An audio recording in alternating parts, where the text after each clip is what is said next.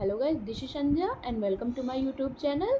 आई hope आप लोग बहुत अच्छे होंगे, स्वस्थ होंगे, मस्त होंगे और अपनी लाइफ में एंजॉय कर रहे होंगे। और मैं भी एकदम ठीक हूँ, बढ़िया हूँ, अपने स्टडी में फ़ोकस कर रही हूँ।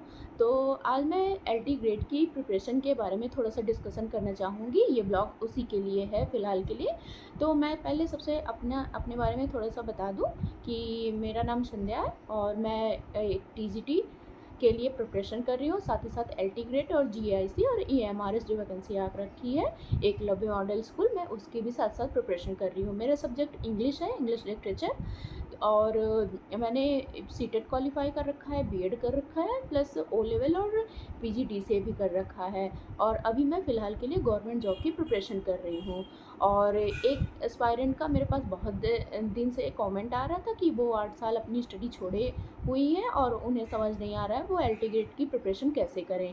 तो ये वीडियो मैं स्पेशली उन्हीं के लिए शूट कर रही हूँ। वैसे मुझे टाइम नहीं मिल पाता है क्योंकि मेरा घर के भी वर्क रहते हैं, क्योंकि मैं एक हाउस वाइफ भी हूँ। और फिर मैं जितना भी टाइम लगता है मैं अपना पढ़ने में ही कंटिन्यू कर ले रखती हूँ, तो मुझे ज़्यादा वीडियो बनाने का टाइम नहीं मिलता है। उसी में से जो थोड़ा बहुत मैं बना लेती हूँ, थोड़ा सा ब्लॉगिंग कर लेती हूँ जो आप लोग को दिखता है, तो बस उतना ही शूट कर पाती हूँ। बट अभी मैंने उनके लिए स्पेशली टाइम निकाला हुआ है क्योंकि उनका कई बार मेरे पास कमेंट आ चुका है। तो फ़िलहाल के लिए मैं उतनी अच्छी गाइडेंस नहीं दे पाऊँगी, बट मैं जो अपनी प्रिपरेशन कर रही हूँ जिस हिसाब से मैं उनको ये चीज़ बता सकती हूँ कि मैं इस तरीके से प्रिपरेशन कर रही हूँ। और अगर उनको अच्छा लगे या उनको समझ में आए तो वो भी उससे कंटिन्यू कर सकती हैं। सबसे पहले क्या होता है कि मैं बता दूँ कि आप सबसे पहले एलटी ग्रेड का सिलेबस निकलवाइए। सिलेबस को आप एक बार, 2 बार, 3 बार अच्छे से रीड करिए। क्योंकि क्या होता है, जब तक आप सिलेबस नहीं जानेंगी तो आपको कोई भी आइडिया नहीं लगेगा कि एग्ज़ाम कैसे आता है या सिलेबस आपका क्या-क्या आएगा, क्या पढ़ना है, क्या नहीं पढ़ना है। तो ये चीज़ें आपको क्लियर हो जाएगी सिलेबस से। और आप प्रीवियस पेपर आप पीवाईक्यूज़ भी सॉल्व कर लीजिए। एक बार प्रीवियस पेपर उठा के देख लीजिए कि कौन-कौन से क्वेश्चन किस हिसाब से आते हैं। वैसे लास्ट टाइम 2018 में जब पेपर हुआ था तो खाली एक ही पेपर हुआ था, बट इस बार प्री और मेंस हो गया है, तो ये तो थोड़ा सा टफ हो गया है क्योंकि इसमें रिटन एग्ज़ाम हो गया है। पहले आज तक कोई रिटन एग्ज़ाम हुआ नहीं था, वो हम लोग खाली एमए और बीएड में ही दिए थे। उसके बाद हमेशा एमसीक्यूज़ बेस्ड क्वेश्चन आते थे, बट इस बार रिटन एग्ज़ाम हो रहा है। बट क्या ही कर सकते हैं, जो है उसको फेस तो करना ही है। तो सबसे पहले आप सिलेबस को पहले 2-3 बार अच्छे से रीड कर लीजिए। उसके बाद आप एक नॉर्मल बुक ले लीजिए। मैंने बुक परचेज़ कर रखी है, मैं आपको दिखाती हूँ। मैंने 2021 में जब मैंने सुना था, मैंने बीएड जब कर रखा था उसी टाइम पे मैंने ये ली था। ये है सुधीर के अरोड़ा सर की एलटी ग्रेड प्रिपरेशन की। ये बुक बहुत ज़्यादा ट्रेंड में है। और उसके बाद मैं क्या कहते हैं, एक और मैंने अभी रिसेंट में बुक मंगाई रखी है। ये सिर्फ इंग्लिश लिटरेचर के लिए है। ये मिलियन माइंड्स ऐप है, उनकी बुक है ये। योगेश चौहान सर की बुक है। ये इसको भी मैंने अच्छे से मंगा रखी है। और मैंने इनकी टीजीटी की भी बुक मंगाई हुई है। टीजीटी की मैं बुक बहुत अच्छे से पढ़ रही हूँ, वो बहुत अच्छी बुक है। फ़िलहाल के लिए मैं इसको अभी ज़्यादा नहीं पढ़ी हूँ तो इसके बारे में मुझे कोई आइडिया नहीं है, बट बेसिक मैं बताऊँ तो दोनों लगभग सेम ही हैं, बहुत ज़्यादा डिफरेंस नहीं है। इसमें क्या है, थोड़ा सा इन्होंने हिंदी दे दिया है, और जैसे ड्रामा हुआ या पोएट्री हुई या इन सब का एक हिंदी समरी भी दे रखा है। बाकी पढ़ना आपको है, और एक मोटा-मोटा आइडिया लग जाता है, एक समझ में आ जाता है कि हमको किस टॉपिक से किस हिसाब से क्या-क्या पढ़ना है। तो आप ये बुक ज़रूर प्रेफ़र कर सकते हैं। इसमें से आपको दोनों बुक लेने की कोई ज़रूरत नहीं है, इसमें से कोई एक ही बुक लीजिए। क्योंकि मैंने ये बहुत पहले भी ले रखा था तो मुझे लगा इसमें कुछ नया होगा, इसलिए मैंने इसको ले लिया। इसमें क्या है कि अभी रिटर्न जो आ गया है, तो ये सेकंड वाला मिलियन माइंड्स जो बुक है, मिलियन माइंड्स सर की, इसमें क्या है कि इसमें मेंस और प्री का दोनों का है, इसलिए मैंने इसको बुक परचेज़ किया है। तो फ़िलहाल के लिए मैंने ये 2 बुक रखा है। अगर आप मेरी मानिएगा तो आप ये वाली बुक परचेज़ करिएगा, क्योंकि इसमें प्री और मेंस दोनों का है। और सेकंड, आप ये तो हो गया इंग्लिश लिटरेचर का। और सबसे अच्छी ग्रामर के लिए लूसेंट है। ये जनरल ग्रामर है और इसको लेके आप प्रैक्टिस सॉल्व कर सकती हैं, ग्रामर आप अच्छे से कर सकती हैं। और मैंने ये बुक तो मेरे बेटे ने फाड़ रखी है बहुत ही ज़्यादा। ये है एसपी बख्शी सर का ये बुक है, ये वोकैब की बुक है। इसको मैंने बहुत अच्छे से, बहुत ही ज़्यादा, आप देख सकते हैं कितने अच्छे से मैंने इसको पढ़ा हुआ है। बहुत ज़्यादा, बहुत टाइम से मैंने इसको रिवाइज़ किया है। मेरी बुक की हालत तो एकदम खस्ता हो चुकी है, बट देख सकते हैं आप, दिख नहीं रहा, ये देखिए मैंने बहुत ज़्यादा इसको पढ़ रखा है। तो इस ये बुक तो सबके पास मस्ट होना ही चाहिए, क्योंकि इसमें से ही वोकैब आती हैं। फ़िलहाल आपको वोकैब अगर ये बुक ले लेती है तो आपको दूसरी बुक की ज़रूरत ही नहीं पड़ेगी। तो ये एसबी बख्शी सर की बुक है, एसपी बख्शी का, तो ये आप ज़रूर परचेज़ कर लीजिएगा। और तीसरी मैंने एक ये ले ली है केपी ठाकुर की इंग्लिश ग्रामर की बुक। ये मेरे पास बहुत पहले से ही है, जब मैं टीजीटी की प्रिपरेशन 2021 की कर रही थी तभी से ये सब पुरानी बुक्स हैं। देख सकते हैं आप इसकी हालत, मैंने बहुत ज़्यादा इसको पढ़ रखा है तो इसकी हालत खस्ता हो चुकी है।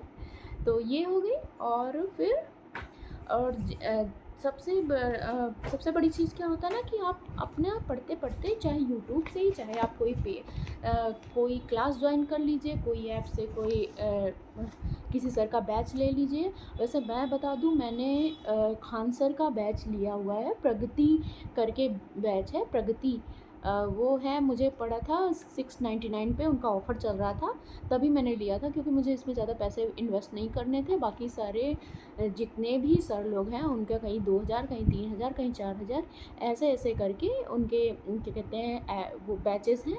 बट मुझे इतना ज़्यादा पैसा नहीं इन्वेस्ट करना था तो मैंने खान सर का लिया है। देखिए होता क्या है, पढ़ना आपको है, और बैच लेने से एक आइडिया मिल जाएगा कि आपको क्या लेना है क्या नहीं लेना है। वैसे बैच तो मस्ट है, क्योंकि एग्ज़ाम अब बहुत ही ज़्यादा करीब है।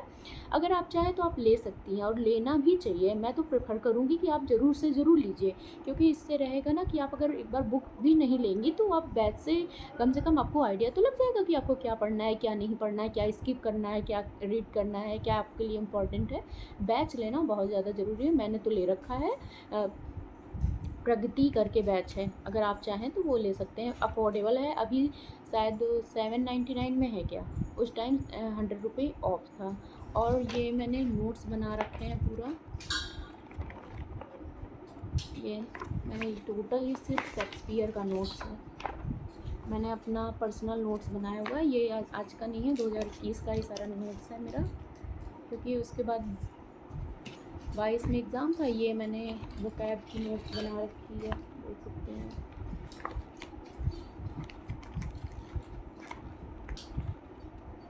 और मैं दिखाती हूँ आपको, ये भी वोकैब की है, ये रूट वर्ड्स मैंने सारे लिख रखे हैं।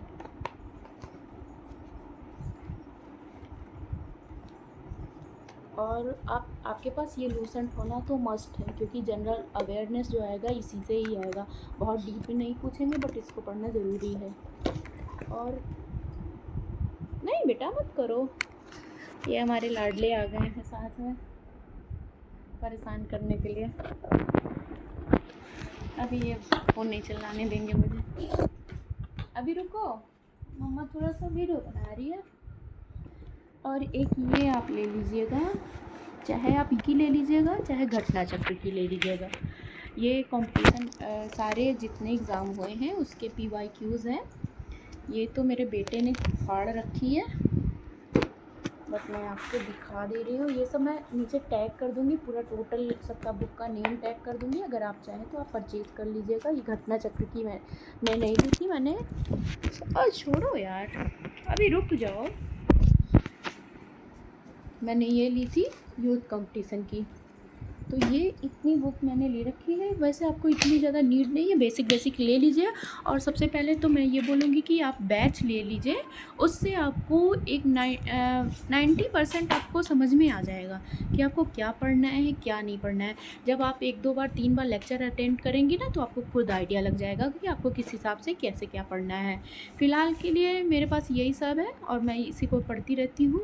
बाकी मैं थोड़ा सा राइटिंग भी करने लगी हूँ, क्योंकि जो मेंस एग्ज़ाम है तो उसमें राइटिंग मस्ट है, सेकंड पेपर डिस्क्रिप्टिव है, फर्स्ट पेपर ही ऑप्शनल है।